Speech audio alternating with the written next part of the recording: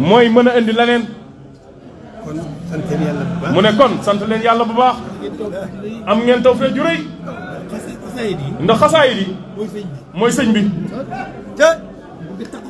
ku bëgg a taxoo ak sëriñ bi jege ko lool di ko defal lam bëgg na nga fonk xasida sëñ Tuubaa yi noonu rek la demee kon ma ngoog rek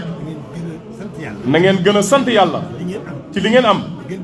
te gën koo fonk te gën koo jëfe nag te gën koo yaatal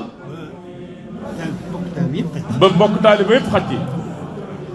noonu rek la demee na ñëpp taal seen loxo bismillah loolu moo gën a doyati waar ci seen taxawaay ndax noonee ngeen ko defee ni la baaxee alhamdulilah alhamdulilah waaw mu ne lii ngeen ko indaaleel moo ko gënal téeméeri junni saako suukar waaw waaw Mbàkke ne xanaa danoo bëggoon a leeral rek heure bee jot ak sa danoo bëggoon a leeral liggéey bi amul benn bëgg-bëgg wala benn yitte wala benn xemmanteef wala lenn jublu pour Sëñ Tuubaa